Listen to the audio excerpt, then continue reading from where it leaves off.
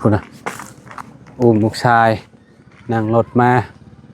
น้องพาลักพี่น้องเอ้ยเนาะคัก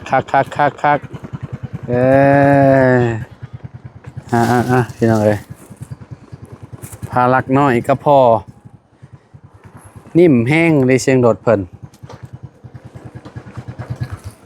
รถใหม่ยังรอเลยเนาะ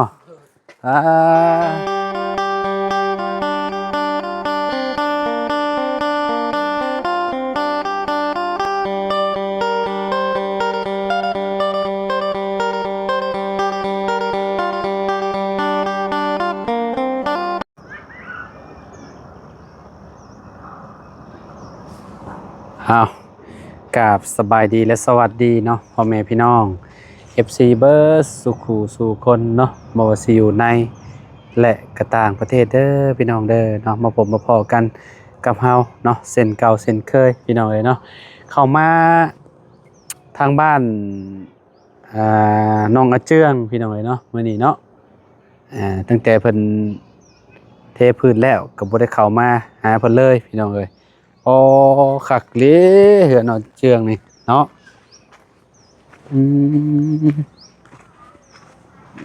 โอ้จูงรถเข้าเนาะเวลาฝนตกมันก็จำบ่เปื้อนได้การอยู่พี่น้องเอ้ยถือว่าโอเคเนาะโอ้คักแนวปลูกแนวพังของเราก็เริ่มงามแล้วพี่น้องเอ้ยถือว่าสุดยอดเนาะต้นมะม่วงพริกงามเลยพี่น้องเอ้ย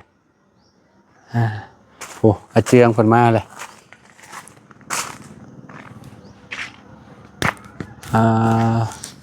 เพิ่นมาแต่เฮือนแม่เพิ่นบ่เนาะพุ่นน่ะอุ้มลูกชายนั่งรถมาน้องพาลักพี่น้องเอ้ยเนาะคักเอ้ยพี่น้องเอ้ยพาลักน้อยก็พอนิ่มแห้งเลยเสียงรถเพิ่นรถใหม่ยังรอเลยเนาะบายดีเด้อสวัสดีครับสวัสดีสวัสดีครับนี่เมื่อเตะต่อนี่เอาไว้ให้ลูกชายกินเนี่ยเจ้าเล่าขออนุญาตหน่อยเนาะเบิ่งเล่าก็สิบ่มักกินอันนั้นพี่น้องเนาะคือน้องฮังว่าเรามักกินข้าวดีดอกว่าซั่นกินข้าวละล่านะบ่มีกับหั่นน่ะแค่เอาจักเล่มเลย7เอา7แหละโดยทั้งลุ่ม3ถึง4ไก่สิยำอาหารได้แล้วหน้าคนเป็นยังนี่เจือฮะนี่จักมันเป็นแบบนี้แหละมือตัวเองน่ะขูดหน้าเอาจักนี่ใช้เล็บมือน่ะอ๋อดื้อเลยไผตัดผมให้นี่ เอาเจ้าโดยอ๋อเท่เลยนี่มาน่ะเอายังตัดให้เราเอาอิตาเลียนบ่เอามีตัด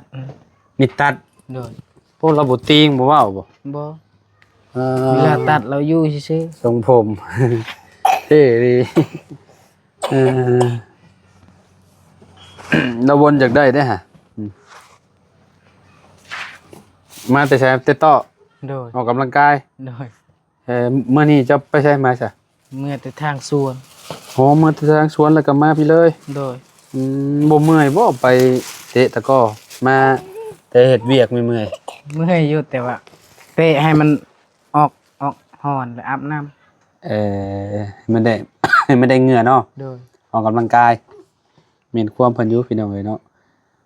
เฮากับตะกี้แต่ก่อนกับผู้หนึ่งและเวลาลมหนาวๆมันโอ้ยเตะตะก้อก่อนโดยจังอาบน้ำเนาะโดยอาบน้ำก็มีแห้งแล้วพี่น้องเอ้ยชิแล้วบ่ทางชวนแล้วแหละโดยไปผู้เดียวนี่บ่โดยมื้ออื่นไปทางสวนหมู่อีกเอาแห้งบ่เลยนะโดย บ่มื้อนี้ หึ มื้อนี้ทางสวนอายคอยแต่ว่าแล้วประมาณเที่ยง แล้วก็ต่อสวนเฮาน้อยๆสวนยังบ่ได้ทางแต่ปีกาย อ่า แล้วก็มื้ออื่นไปส่งแฮงเขา อืมไปส่งแฮงเพิ่น โดย เออก็คือแบบแล้วของตัวเองมีแต่ไปซอยเพิ่นเรื่อยๆนะนี่เนาะ โดย อืมเดือนได้จะทางให้นะ เดือนนี้แหละ ไปไปไปทางสวนหมู่ประมาณมื้อหนึงแล้วก็แล้วทางให้อีก ทางให้สิปลูกข้าวให้ได้ โดย อ๋อต้องเริ่มแต่เดือนนี้เนาะ โดย มันจังตายเนาะ โดย อืมต้นไม้ใหญ่ๆให้ได้พี่น้องเอ้ยใหญ่บ่ที่ว่าเจ้าสิไปทางนี่เจ้า ใหญ่แหละเป็น กว้างบ่ ภูแบบนี้แหละ ของกระเจ้าบ่ แม่นเด่นเขาเจ้า แต่ว่าแบบเฮาไปทางปลูกซื่อ ปุไปทางกินข้าวซื่อๆนะ ๆปีนี้ออกต่างนั่นล่ะว่าบ่ได้เฮ็ดกับพ่อกับแม่นั่นล่ะว่า โดยออกต่าง เฮ็ดกับเมียแล้ว เออ คือ ไปสิเอาคนน้อยใช่บัดนี้สมมุติว่าเฮาปลูกข้าวปลูกหยัง มีแต่ให้น้องห้างและอยู่เฮือนเฮาเฮ็ดผู้เดียวก็ได้ จะเฮ็ดผู้เดียวเลย โดย โอ้ลุยเฮ็ดผู้เดียวเลยเนาะบ่ย่านบ่บ่เมื่อยบ่ เมื่อยก็จำเป็น เนาะภาระเนาะ โดย เพราะว่ามีลูกอีกจะน้อยออกมาอีกเพิ่มอีกเฮงแล้วบาดนี้ โด จะ ย สิไปใช้แล้วมีแต่เอาแต่ลูกไปและอาหารเพิ่น โดย ว่าอย่าไปใช้แล้วจะลงดินบ่จักนี่ ลงอ่ะ ดินก็บ่ซนแล้วบาดนี้ได้แล้วแถมสิไปบาดนี้อยากอยู่น้ำพ่อนี่น่ะก็เบิ่งครั้งแล้วเด้เอารถให้เราดิ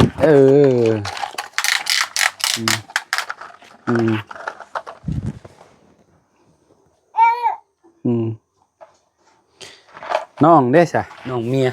เป็นได บ่ได้มา ติดต่อหากันได้อยู่บ่ บ่ได้บ่มีสัญญาณ มีโทรศัพท์ซื่อๆเนาะ โดย มีโทรศัพท์แบบว่าบ่ได้ลิ้นนะพี่น้องเอ้ยลิ้นก็ต้องไปลิ้นอยู่เทิงภูพุ่นเนาะจะมีสัญญาณ โดย น้องมันก็เอามาอยู่โดนเติบเนาะมาอยู่น้ำโดนเติบพี่น้องแล้วก็เมื่ออยู่บ้านอยู่ช่องแล้วบัดนี้เรามาเราก็ได้เงินได้พี่น้องเอ้ยเนาะได้เงินได้ทั้งโทรศัพท์พร้อม โดย ถือว่าเป็นความโชคดีเราอยู่เนาะขนาดว่าเราบ่ปากบ่เว้าได้ฮะเนาะผู้ใหญ่เพิ่นก็ยังมองเห็นยังได้โทรศัพท์เครื่องละ2 ล้านปลายพวกพี่น้องเอ้ยเนาะ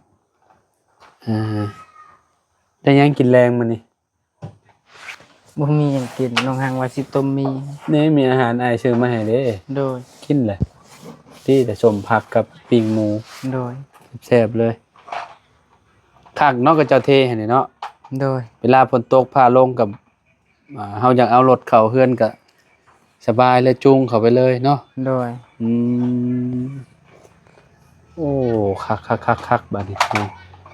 ปลูกผลไม้น้ำซื้อมาปลูกน้ำต้นไม้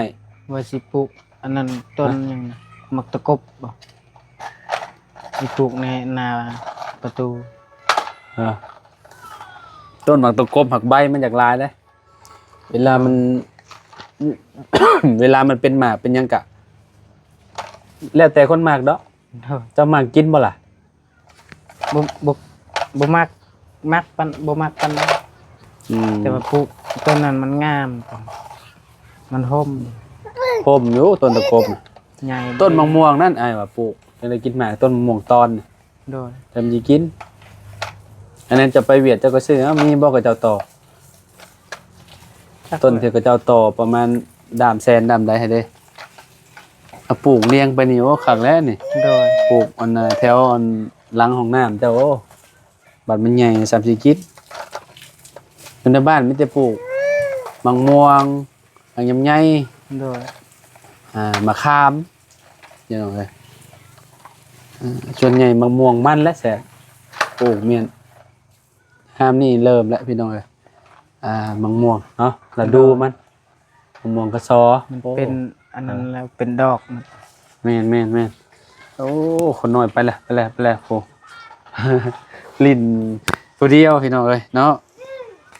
คักเลยเวียกงานเป็นอะไรซะ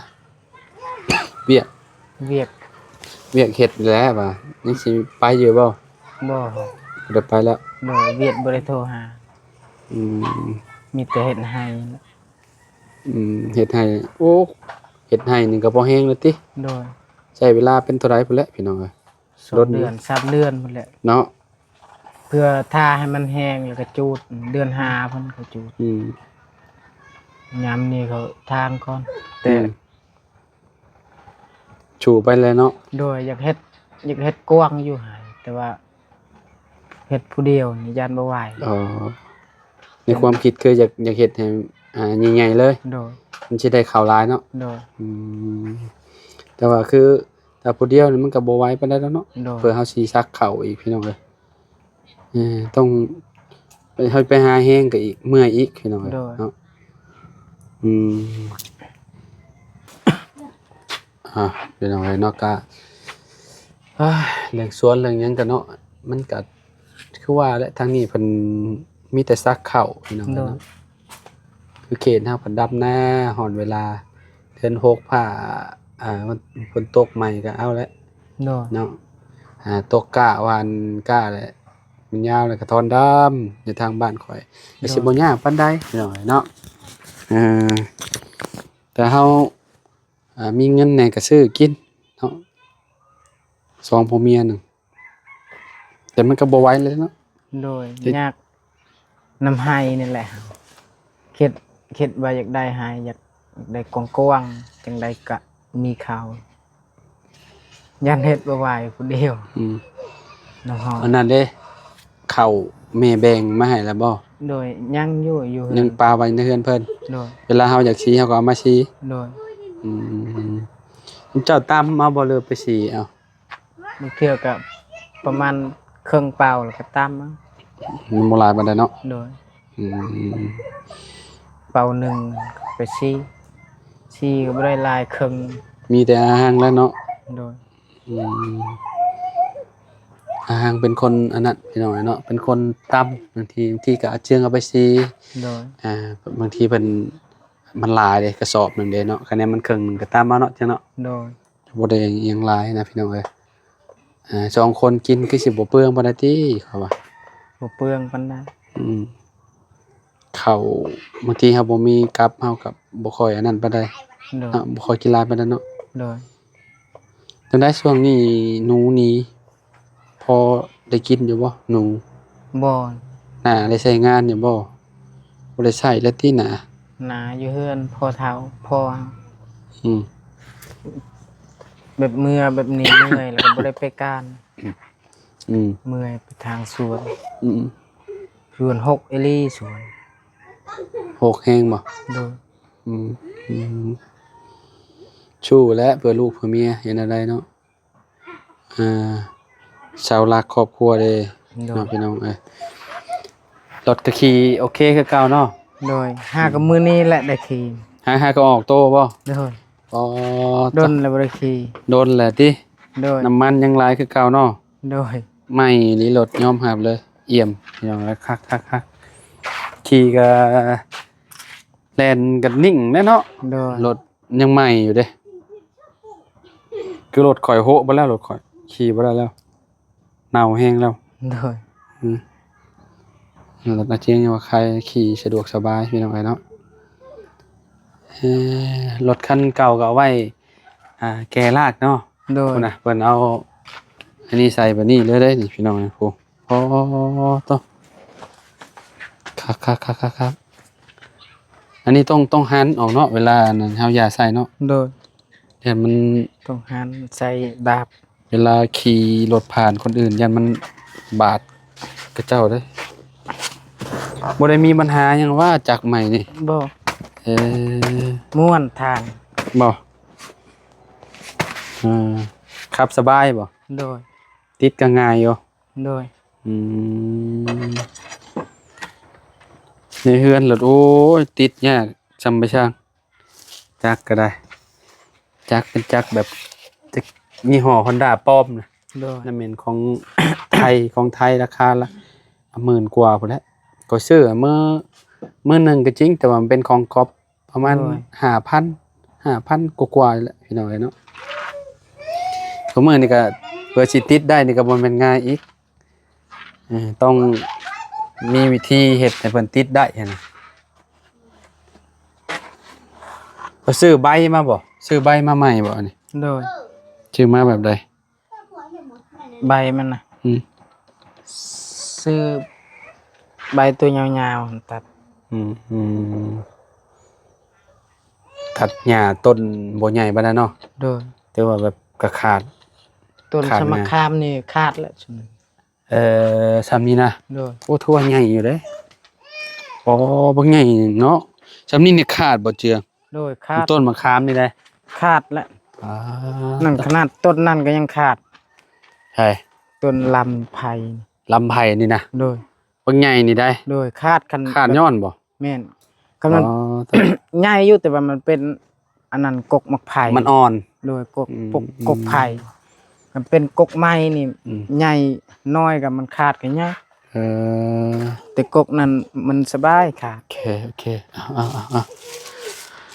เคซะพี่น้องเนาะมื้อนี้ก็ได้เข้ามาหาทางน้องเพิ่นพี่น้องน้องอาเจืองพี่น้องเนาะก็ตั้งแต่มื้อเทพื้นแรกๆพี่น้องเข้ามาหาเพิ่นแล้วก็บ่ได้เข้ามามื้อนี้ก็เรียบร้อยแล้วคักปัญญังบัดนี้พี่น้องเนาะเอาล่ำลาแล้วเนาะสบายดีจักจังเด้อสบายดี โดย เนาะขอบใจหลายๆขอบคุณพ่อแม่พี่น้องเนาะที่มาหับชมเนาะทางอาเจียงกับน้องห้างตลอดมาพี่น้องจนนี่แหละเฮือนชาลันแปนแล้วก็อุดมสมบูรณ์พี่น้องเนาะคักแล้วบัดนี้สะดวกสบายแล้วเนาะเอาล่ำลาแล้วพบกันใหม่พี่น้องสบายดีเด้อพี่น้องเด้อเนาะ